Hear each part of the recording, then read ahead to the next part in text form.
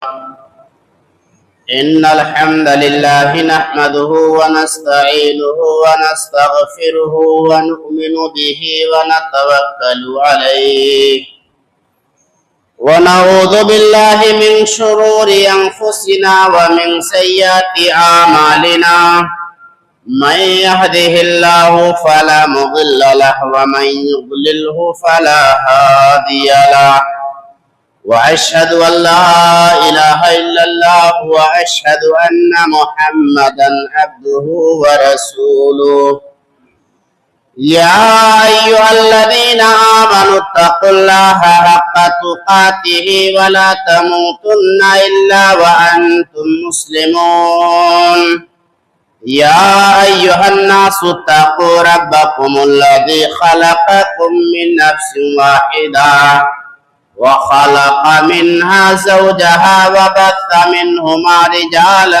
كثيرا ونساء واتقوا الله الذي تساءلون به والأرحام إن الله كان عليكم رقيبا يا أيها الذين آمنوا اتقوا الله وقولوا قولا سديدا يصلح لكم أعمالكم ويغفر لكم ذنوبكم ومن يطع الله ورسوله فقد فاز فوزا عظيما أما بعد فإن خير الحديث كتاب الله وخير الهدي هدي محمد صلى الله عليه وسلم وشر الأمور محدثاتها وكل محدثة بدعة وكل بدعة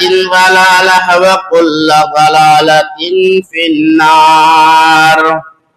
أعوذ بالله السميع العليم من الشيطان الرجيم. بسم الله الرحمن الرحيم.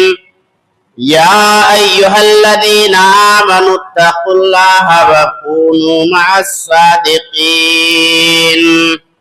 عن ابن مسعود رضي الله تعالى عنه أنه كان من دعاء النبي صلى الله عليه وسلم اللهم إني أسألك الهدى والتقى والعفاف والغنى. رواه مسلم. اللهم صل على محمد وعلى آل محمد كما صليت على إبراهيم وعلى آل إبراهيم إنك حميد مجيد. اللهم بارك على محمد وعلى آل محمد كما باركت على إبراهيم وعلى آل إبراهيم إنك حميد مجيد. رب اشرح لي صدري ويسر لي أمري واحلل عقدة من لساني يفقهوا قولي. ربي زدني علما.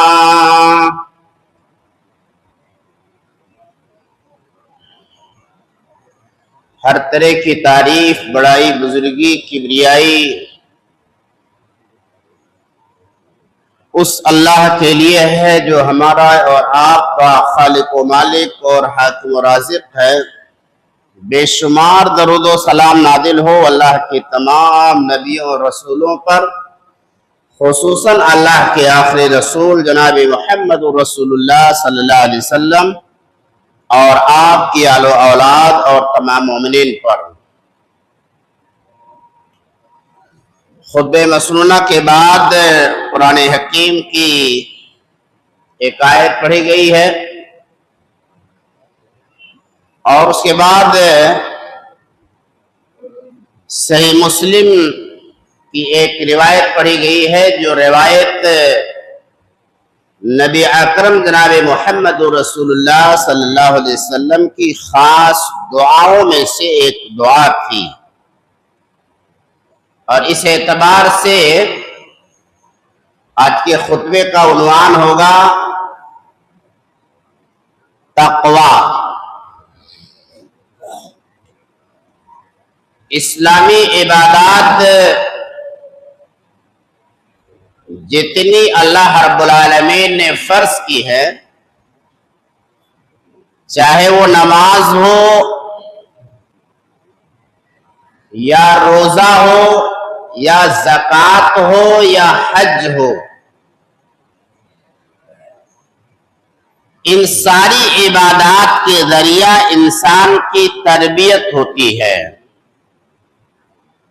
ایسے ہی یہ عبادتیں انسان کے اندر پائی جانے والی گناہوں کے میل کچیل کو صاف کر کے اس کا تزکیہ کر دیتی ہے۔ اب نماز کو دیکھیں، ایک بندے مومن اگر اقامت صلاۃ کا اہتمام کرتا ہے، 5 وقتہ نمازوں کو اس کے آداب، سنن، واجبات اور ارکان کی رعایت کرتے ہوئے انتہائی خشوع اور خضوع کے ساتھ شعوری نماز ادا کرتا ہے، تو اللہ تبارک و تعالیٰ ایسی نماز کے بارے میں کہتے ہیں ان الصلاۃ تنہی عن الفحشاء والمنکر، یہ نماز انسان کو برائی اور بے حیائی سے روک دیتی ہے۔ ہماری نماز اگر برائی اور بے حیائی سے ہمیں نہ روک سکے تو اس کا مطلب یہ ہے کہ ہماری اپنی نمازوں کے اندر نقص ہے، ہمارے اپنے اندر کمی ہے، ہم صحیح ڈھنگ سے نماز کو ادا نہیں کر رہے ہیں۔ اسی طریقے سے زکوٰۃ کے سلسلے میں یہ بات یاد رہنا چاہیے کہ انسان کی فطرت میں اللہ رب العالمین نے مال کی محبت رکھی ہے، اِنَّهُ لِحُبِّ الْخَيْرِ لَشَدِيدٌ، مال کی محبت میں انسان بہت زیادہ سخت واقع ہوا ہے۔ جب وہ اپنے گاڑھی کمائی سے مال و دولت کو اللہ رب العالمین کے راستے میں خرچ کرتا ہے تو مال کی محبت اس کے دل میں کم ہو جاتی ہے۔ اللہ نے فرمایا خذ من اموالہم صدقۃ تطہرہم وتزکیہم، اے محمد صلی اللہ علیہ وسلم آپ ان کے مال سے صدقہ وصول کیجئے، یہ صدقہ ان کو پاک بھی کرے گا اور ان کا تزکیہ بھی کرے گا۔ ایسے ہی اسلامی عبادات میں سے حج ہے، جو صاحب استطاعت ہے، زاد راہ کے جو مالک ہیں، وہ حج کرنے کے لیے جب جاتے ہیں اور سارے ارکان کو صاف ستھرے مال کے ساتھ سنت رسول کے مطابق اپنے حج کو جب کر لیتے ہیں تو اللہ کے نبی صلی اللہ علیہ وسلم فرماتے ہیں فمن حج ولم يرفث ولم يفسق رجع كيوم ولدته امه، ایک ایسا آدمی جو حج کر لیتا ہے اور وہ اس میں بے حیائی کی باتیں نہیں کرتا، فسق و فجور کے کام نہیں کرتا، تو آدمی جب لوٹتا ہے تو ایسا لوٹتا ہے جیسے ابھی اپنی ماں کے پیٹ سے پیدا ہوا ہے۔ ایک ہفتہ گزرا، ہم نے رمضان کے روزے رکھے تھے اور رمضان کے روزے کا مقصد بھی اللہ تبارک و تعالیٰ نے یہی بیان کیا ہے۔ فرمایا یا ایھا الذین آمنوا کتب علیکم الصیام کما کتب علی الذین من قبلکم لعلکم تتقون، ایمان والو تمہارے اوپر روزہ فرض کیا گیا ہے، پچھلی امتوں پر بھی روزے فرض تھے، اور روزے کی فرضیت کا مقصد یہ ہے کہ تاکہ تمہارے اندر تقوی پیدا ہو جائے۔ سوال یہ پیدا ہوتا ہے کہ یہ تقوی ہے کیا چیز؟ کیا تقوی کسی پرندے کا نام ہے، کسی درخت کا نام ہے، یا کس چیز کا نام ہے؟ یہی سوال حضرت عمر فاروق رضی اللہ تعالیٰ عنہ نے حضرت ابی بن کعب رضی اللہ تعالیٰ से किया था। उबई इब्न काब रज़ियल्लाहु ताला अन्हु मुफस्सिर कुरान थे, हाफिज़ कुरान थे, कुरान का बहुत गहरा इल्म रखते थे। और ये वो सहाबी हैं जिस सहाबी रसूल का नाम लेकर के अल्लाह तबारक व तआला ने नबी गिरामी सल्लल्लाहु अलैहि वसल्लम से कहा था कि ऐ मोहम्मद सल्लल्लाहु अलैहि वसल्लम आप जाइए और उबई इब्न काब से लम यकुनिल लज़ीना कफरू मिन अहलिल किताब ये सूरा पढ़वा करके आप सुनिए। जब ये बात नबी गिरामी सल्लल्लाहु अलैहि वसल्लम ने उबई इब्न काब रज़ियल्लाहु ताला अन्हु से कहा तो उबई इब्न काब ने कहा सम्मानी अल्लाह, क्या अल्लाह ने मेरा नाम लेकर के कहा है कि उबई से जाकर के सुनो? नबी अकरम सल्लल्लाहु अलैहि वसल्लम ने फरमाया हाँ, अल्लाह ने तुम्हारा नाम लेकर के कहा है। उसके बाद जज्बात के रौ में आकर के हजरत उबई इब्न काब रज़ियल्लाहु ताला अन्हु रोने लगे थे कि अल्लाह ने मेरा नाम लिया है। इसे खुशी का आंसू कहा जाता है। तो बहरहाल हजरत उबई इब्न काब रज़ियल्लाहु ताला अन्हु से हजरत उमर फारूक रज़ियल्लाहु ताला अन्हु ने पूछा कि उबई तकवा किसे कहते हैं, तकवा क्या चीज है? हजरत उबई इब्न काब रज़ियल्लाहु ताला अन्हु ने कहा अमीरुल मोमिनीन, क्या आपका गुजर ऐसे रास्ते से हुआ है जिस रास्ते के दोनों तरफ खारदार कांटे वाली झाड़ियां हों? कहा हुआ है? कहा कैसे गुजरे? कहा एक हाथ से मैं अपने दामन को बचा समेट रहा था और दूसरे हाथ से कांटों को इधर उधर करते हुए मैं निकल गया। हजरत उबई इब्न काब रज़ियल्लाहु ताला अन्हु ने कहा अमीरुल मोमिनीन तिलका तक़वा, कहा यही तक़वा है, कहा यही तक़वा है। मालूम ये हुआ कि दुनिया एक गुजरगाह है, उसके किनारे किनारे ख्वाहिशात और गुनाहों की झाड़ियां लगी हुई हैं और इंसान को जंगल में जाकर के जिंदगी नहीं गुजारनी है, बल्कि इसी गुनाह और इसी ख्वाहिशात के दरमियान रह करके अपने दामन को ख्वाहिशाते नफ्स से बचा लेना, अपने दामन को गुनाहों से बचा लेना, यही दरअसल तक़वा है। इसी को तक़वा कहा जाता है। और इसके लिए हमें और आपको हर वक्त एहतिसाब करना चाहिए। एक तरफ मामूली दौलत है, दूसरी तरफ दौलत का अंबार लगा हुआ है।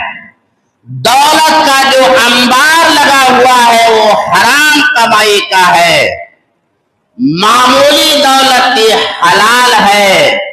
ख्वाहिशाते नफ्स, नफ्स क्या चाहता है? ढेर सारी दौलत ले लूं, गर्चे वो हराम का हो, लेकिन ऐसे मौके पर अपनी ख्वाहिश को रोक लेना, हलाल की तरफ लपक जाना, यही असल में तक़वा है। मुअज्जिन की अज़ान होती है, उसकी सदाएं बुलंद होती हैं, हय्या अलस सलाह, हय्या अलल फलाह, अस्सलातु खैरुम मिनन नौम। ऐसे मौके पर इंसान अपने कारोबार को छोड़ करके, अपने नरम गरम बिस्तरों को छोड़ करके मस्जिद की तरफ अल्लाह के बुलावे पर हाजिर हो जाए, ये तक़वा है। लेकिन कारोबार को न छोड़े, और कारोबार को न छोड़े, अपने बिस्तर को न छोड़े, बल्कि सोया रह जाए, ये असल में ख्वाहिश है, ये ख्वाहिशाते नफ्स है। इन्हीं के दरमियान इंसान को जिंदगी गुजारना है और अपने दामन को बचा करके दुनिया के अंदर जिंदगी गुजारना, یہی تقوی ہے اور اسی کا مطالبہ شریعت اسلامیہ ہم سے اور آپ سے کر رہی ہے۔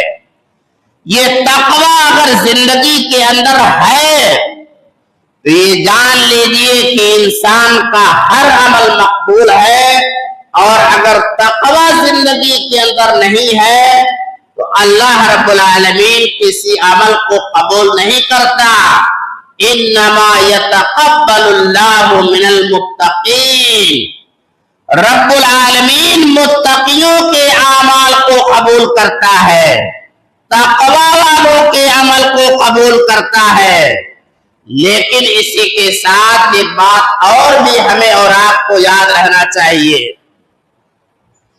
ایسی تمام چیزیں جو جسے شریعت نے منع کیا ہے اس سے اگر ہم رکتے ہیں تو صرف اور صرف اللہ کے لیے رکیں، اور کوئی جذبہ اس کے پیچھے کار فرما نہ ہو۔ مثال کے طور پر اللہ رب العالمین نے شراب کو حرام کیا ہے، شراب کو حرام کیا ہے، آدمی شراب کا عادی تھا، شراب کو چھوڑ دیا، اس کے پاس اللہ رب العالمین کا یہ فرمان آیا، انما الخمر والمیسر والازلام والانصاب رجس من عمل الشیطان فاجتنبوه لعلکم تفلحون۔ شراب، جوا، پاسا، یہ آستانے، یہ سارے کے سارے گندگی ہیں، لہذا تم ان کو چھوڑ دو۔ اللہ کا حکم آ جانے کے بعد اس نے چھوڑا، یہ اصل تقوی ہے۔ لیکن شراب کو اگر آدمی اس لیے چھوڑ دے پھیپھڑا خراب ہو جائے گا، صحت خراب ہو جائے گی، بیمار ہو جاؤں گا، یہ جذبہ اس کے پیچھے نہیں ہونا چاہیے۔ اللہ کی رضا اصل میں اس کے پیچھے ہونا چاہیے کسی بھی گناہ کو چھوڑنے کے لیے۔ ایسے ہی چوری کرنا جرم ہے، ڈنڈی مارنا جرم ہے، چوری اس لیے آدمی نہ چھوڑے کہ اس سے بدنامی ہو جائے گی، لوگوں کے سامنے رسوائی ہوگی، بلکہ اس جذبے کے تحت چھوڑے کہ اللہ رب العالمین نے اس سے منع کیا ہے۔ تو یہ جذبہ انسان کے اندر ہونا چاہیے، مقصد اس کا یہ ہو کہ اللہ رب العالمین کی رضا حاصل ہو، نہ کہ کوئی دنیاوی مفاد اس کے پیچھے وابستہ ہو۔ اور یہ بات یاد رہنا چاہیے کہ شریعت اسلامیہ ہم سے اور آپ سے تقوی کا مطالبہ نہیں بلکہ حق تقوی کا مطالبہ کرتی ہے۔ فرمایا اللہ تبارک و تعالیٰ نے قرآن حکیم میں، یا ایھا الذین آمنوا اتقوا اللہ حق تقاتہ ولا تموتن الا وانتم مسلمون۔ اے ایمان والو، اللہ کا تقوی اختیار کرو جیسا تقوی اختیار کرنے کا حق ہے، اور مرتے دم تک تم اسلام پر قائم رہو۔ سوال یہ پیدا ہوتا ہے کہ یہ حق تقوی کیا ہے؟ اس سلسلے میں حضرت عبداللہ ابن مسعود رضی اللہ تعالیٰ عنہ نے حق تقوی کی تعریف کرتے ہوئے کہا ہے، ان یطاع فلا یوصى، اللہ رب العالمین کی اطاعت اور فرما برداری کی جائے، اور کسی بھی صورت میں وہ شعوری اور غیر شعوری کسی بھی طور پر اللہ رب العالمین کی کسی مرحلے پر نافرمانی نہ کی جائے۔ وَيُشْكَرُ فَلَا يُكْفَرُ، رب العالمین کا شکریہ ادا کیا جائے، شکر گزاری کی جائے، کسی بھی صورت میں اللہ کی ناشکری نہ ہو۔ وَيُذَكَّرُ فَلَا يُنْسَى، اللہ رب العالمین کو یاد کرے بندہ، یاد کرتا رہے، کسی بھی صورت میں اسے بھولے نہ، چاہے وہ لوگوں کے سامنے ہو، چاہے خلوت میں ہو، چاہے جلوت میں ہو، تنہائی میں ہو، تو بھی وہ اللہ رب العالمین کی کسی بھی صورت میں نافرمانی کرنے کا خیال اس کے دل کے اندر اگر پیدا ہو جاتا ہے تو اسے فوراً دور کرنے کی کوشش کرے۔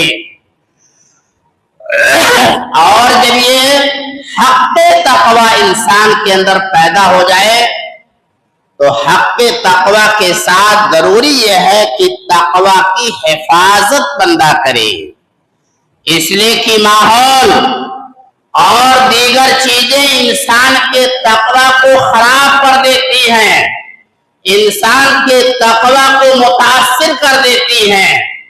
اللہ رب العالمین نے قرآن حکیم میں فرمایا یا ایھا الذین آمنوا اتقوا اللہ وکونوا مع الصادقین، اے ایمان والو اللہ کا تقوی اختیار کرو، وکونوا مع الصادقین، سچے لوگوں کے ساتھ رہو، سچے لوگوں کے ساتھ رہو گے سچائی پیدا ہوگی، جھوٹے لوگوں کے ساتھ رہو گے عادتیں خراب ہو جائیں گی، جھوٹ بولو گے، برے لوگوں کے ساتھ رہو گے شعوری اور غیر شعوری طور پر تمہارے اندر برائیاں سرایت کر جائیں گی۔ لہذا اللہ نے کہا یا ایھا الذین آمنوا اتقوا اللہ وکونوا مع الصادقین، ایمان والو اللہ کا تقوی اختیار کرو، وَقُونُوا مَعَ الصَّادِقِينَ، سچے لوگوں کے ساتھ رہو۔ اور اس کی مثال نبی گرامی صلی اللہ علیہ وسلم نے ایک روایت کے اندر بیان فرمایا، آپ نے فرمایا کہ اچھے ساتھی اور برے ساتھی کی مثال آپ نے دیا ہے۔ برے ساتھی کی مثال اللہ رب العالمین نے کوئلے سے دیا ہے، کوئلہ سے دیا ہے، اور اچھے ساتھی کی مثال اللہ تبارک رسول اکرم صلی اللہ علیہ وسلم نے عطر فروش سے دیا ہے۔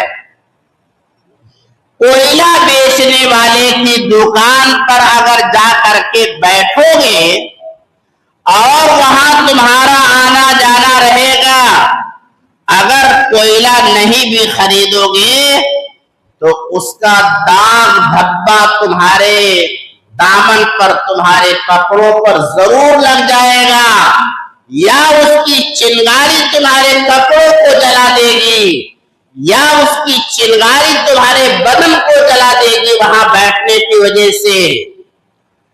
لیکن اگر عطر فروش کے پاس ایسا آدمی جو عطر بیچا کرتا ہے، ایسے شخص کے پاس جب بیٹھو گے عطر نہیں بھی خریدو گے تو وہاں بیٹھنے کی وجہ سے تمہارے کپڑوں کے اندر مہک پیدا ہو جائے گی۔ نبی گرامی صلی اللہ علیہ وسلم نے اسی لیے مثال دی ہے کہ انسان کو ہمیشہ اچھے لوگوں کے ساتھ، تقوی شعار لوگوں کے ساتھ، سچے لوگوں کے ساتھ، نمازی دیندار لوگوں کے ساتھ، صوم و صلاۃ کی پابندی کرنے والوں کے ساتھ، سنت کا احیا کرنے والوں کے ساتھ انسان کو زندگی گزارنا چاہیے۔ اور اگر ایسا نہیں کرے گا تو برے اثرات اس کی زندگیوں میں ضرور آتے ہیں۔ لہذا ایسی جگہوں پر مکانات لے لینا، ایسی جگہوں پر گھر لے لینا جہاں پر اذان کی آواز تک سنائی نہ دیتی ہو، جہاں اہل ایمان نہ رہتے ہوں، صوم و صلاۃ کے پابندی کرنے والے لوگ نہ رہتے ہوں۔ ظاہر ہے کہ ایسے ماحول میں اگر ہم نے اپنے آپ کو بچا لیا تو ہماری نسلیں تباہ ہو جائیں گی۔ اس کی سینکڑوں مثالیں آپ دیکھ سکتے ہیں۔ لہذا صحبت صالحہ، نیک لوگوں کی صحبت کے تقوی کی حفاظت کے لیے بہت ضروری ہے۔ بڑا مشہور واقعہ ہے بنو اسرائیل کے ایک شخص نے 99 لوگوں کو قتل کر دیا تھا۔ 99 لوگوں کو قتل کر دینے کے بعد اس کے اندر तौबा की कैफियत पैदा हुई कि मुझे तौबा कर लेना चाहिए। अब वो चला गया फतवा पूछने के लिए। अब फतवा पूछने के लिए चला गया, आलिम के पास नहीं गया, किसी जाहिल के पास चला गया, किसी बर्दर के पास चला गया, किसी ऐसे शख्स के पास चला गया जिसे न अरबी आती है न शरीयत उसको आती है।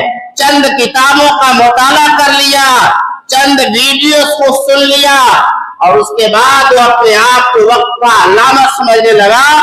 ऐसे शख्स के पास, किसी आबिद के पास पहुंच गया वो। उस आबिद ने उसे कहा, जिसने 99 कत्ल कर दिया हो, ऐसे आदमी की तौबा अल्लाह रब्बुल आलमीन हरगिज कबूल नहीं करेगा। बस उसने क्या किया, 99 कत्ल कर ही चुका था, उसने उसका भी कत्ल कर दिया। ठीक है, 100 की